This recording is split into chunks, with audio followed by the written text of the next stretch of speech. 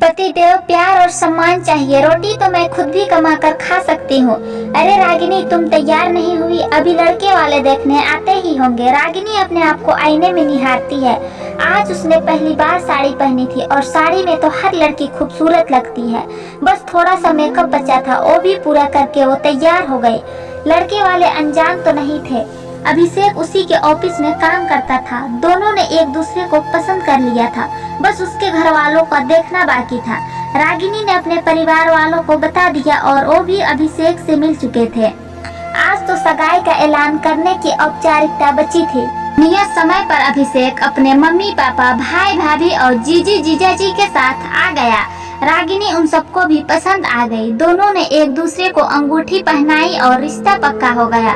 1 महीने बाद रागिनी और अभिषेक की शादी हो गई और रागिनी ससुराल आ गई। नई दुल्हन के कुछ दिन तक तो लाड़ चाह हुए, पर फिर सब दैनिक दिनचर्या पर आ गए। कहने को रागिनी भी अभिषेक के साथ ऑफिस जाती थी, पर उसे काम करके जाना होता था और ऑफिस से आकर काम भी करवाना होता था, वरना सास और जेठानी के चेहरे फूल जाते थे। शुरुआत में रागिनी ने कुछ नहीं कहा, लेकिन अब वो इस काम से थकने लगी थी। सास तो घर के किसी काम को हाथ नहीं लगाती थी। उनका कहना था कि घर में 2 बहुएं हैं तो मुझे काम करने की क्या जरूरत है।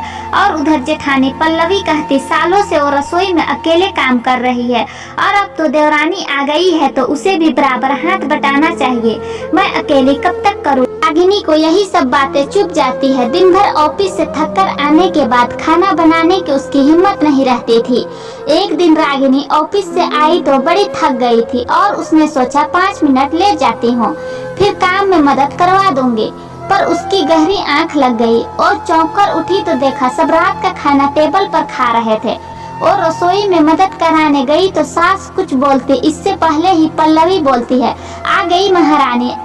आप तो दिन भर घर से बाहर रहती हो और घर आकर सो जाती हो। मैं तो घर की नौकरानी ठहरी, अब मुझे तो काम करना ही है। और सुनो, आपके लिए खाना मैंने नहीं बनाया है जो अपने लिए प्लेट लगा रही हो। मुझे तो लगा बाहर काम करने जाती हो तो बाहर ही खाकर आ गई होगी।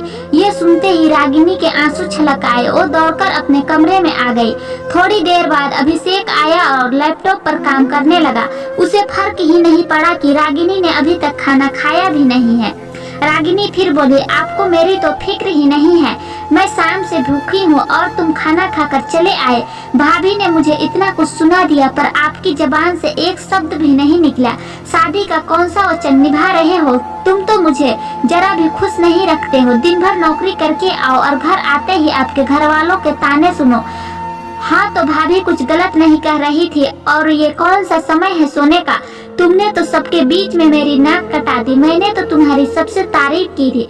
भाभी को देख लो कितने अच्छे से सब संभालती है और तुम हो कि ऑफिस से घर आकर बिस्तर पर पसर जाती हो। रागिनी के आंसू फिर छलक आए। उसे अभिषेक से ऐसी उम्मीद नहीं थी।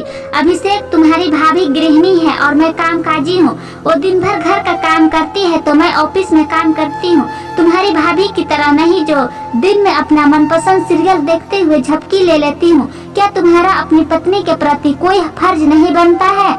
बाहर भाभी मुझसे कहती रही पर तुम मेरे पक्ष में नहीं बोले। तुम चाहते तो भाभी को चुप करा सकते थे, पर तुम तो खुद ही अपनी भाभी के गुणगान गा रहे हो।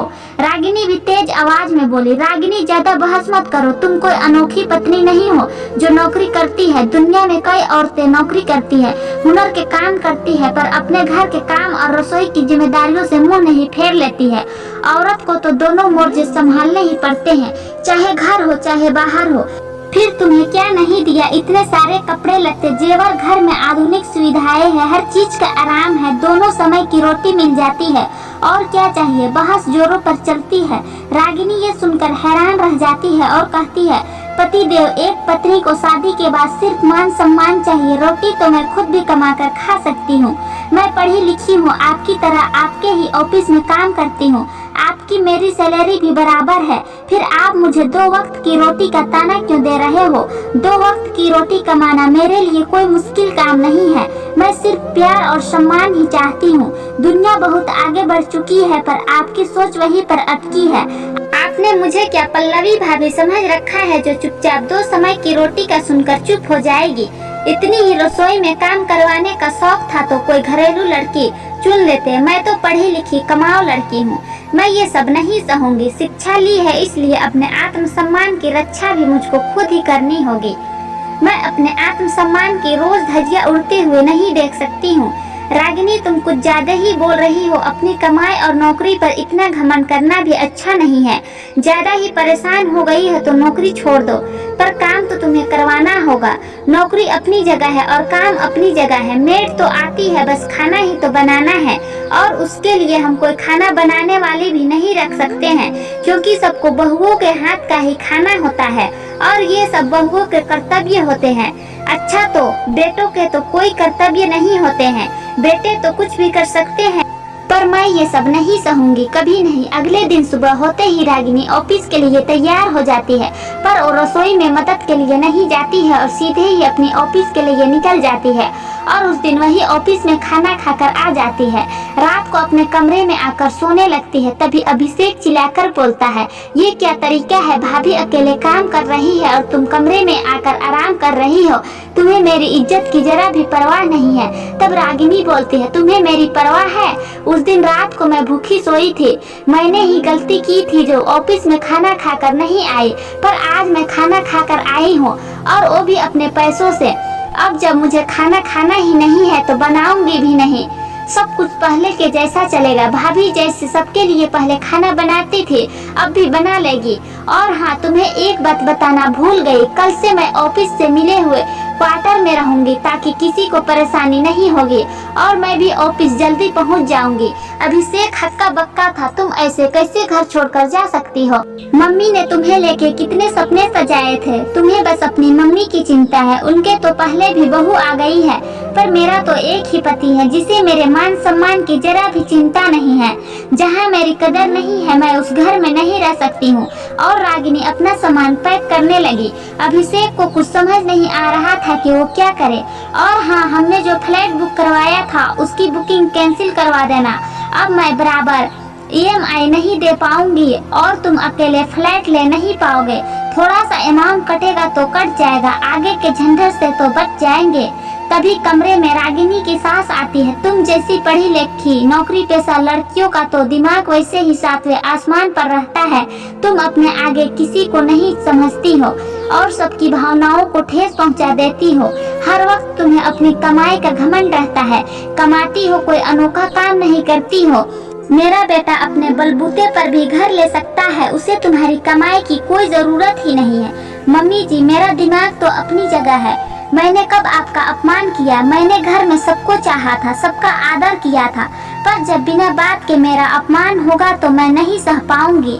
मैं तो नौकरी पेशा हूँ, पर भाभी तो गृहिणी है, वो अपने आप को ज्यादा समझती है और जब चाहे मुझे ताना दे देती है। मैं किसी के ताने नहीं सुन सकती हूँ। और रही नौकरी की बात, तो नौकरी करने से घमंड नहीं आता है, आत्मसम्मान से जीना आता है। तुझे इतनी ही सबकी परवाह है तो ये नौकरी छोड़ क्यों नहीं देती? पल्लवी की तरह घर क्यों नहीं संभालती? सब मुसीबतों की जड़ तो ये नौकरी है। सास ने फिर कहा, मम्मी जी, आपने कितनी आसानी से कह दिया कि नौकरी छोड़ दो। ये नौकरी सिर्फ मेरा ही नहीं, मेरे मम्मी पापा का भी सपना है।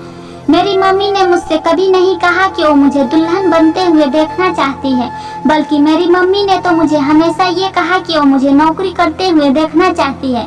मेरे पापा का एक ही सपना था कि वो मुझे अपने पैरों पर खड़ा देखना चाहते थे। मैं अपने मम्मी पापा का सपना जीती हूँ तो मैं नौकरी छोड़ नहीं सकती हूँ, पर हाँ, जो मेरी नौकरी के खिलाफ है मैं उनको छोड़ सकती हूँ। रागिनी की बातों से अभिषेक की आंखें खुल गई और वो कहने लगा, रागिनी, तुम कहीं नहीं जाओगी, सारी गलती मेरी है। मैं ही अपनी पत्नी के मान सम्मान की रक्षा नहीं कर पाया। जब भाभी ने तुम्हें 2 रोटी के लिए सुनाया तो तब भी मैं चुप रहा। मैंने खुद तुम्हें रोटी का ताना दिया, जबकि तुम रोटियों के लिए मेरी मोहताज नहीं हो।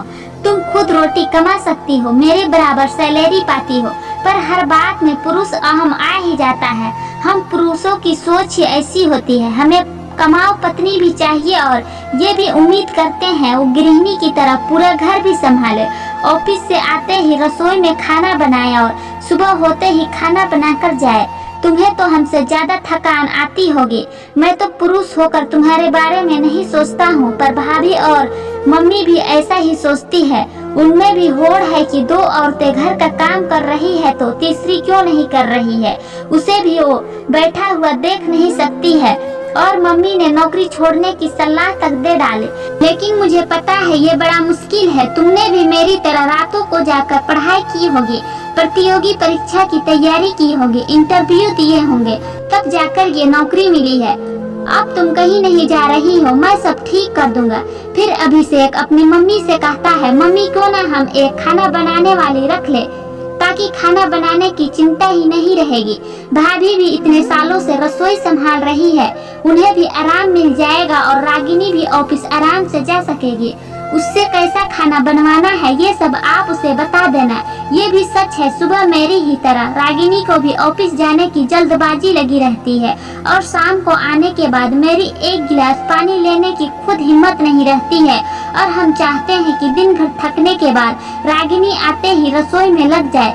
अभिषेक की मम्मी हामी भर देती है, क्योंकि वो भी नहीं चाहती थी कि उनकी कुछ महीनों पहले आई बहू उन्हें छोड़कर चली जाए, और चल जाएगी तो फिर बेटे भी उसी के साथ चला जाएगा। बहू बेटे की गृहस्थी बचाने के लिए वो खाना बनाने वाली रखने को तैयार हो गई। पल्लवी को भी कोई परेशानी नहीं थी, बल्कि अब वो रागिनी के गुणगान करने लगी थी कि उसके आने के बाद उसे भी आराम मिल गया। रागिनी भी खुश थी कि अभिषेक को समझ में आ गया और उसके आत्मसम्मान की भी रक्षा हो गई। दोस्तों, आत्मसम्मान से बड़ा कुछ नहीं होता है और आजकल की नौकरी पेशा महिलाएं आत्मसम्मान के साथ जीना जानती हैं। घरेलू औरतों को भी अपने लिए आवाज उठानी चाहिए। आखिर महिलाएं भी तो इंसान हैं, उन्हें भी थकान आती है, कहीं तो इन्हें भी आराम मिलना चाहिए। तो दोस्तों, मेरी आज की ये कहानी आप लोगों को कैसी लगी कमेंट करके जरूर बताएं, और कहानी अच्छी लगी हो तो वीडियो को लाइक शेयर जरूर करें।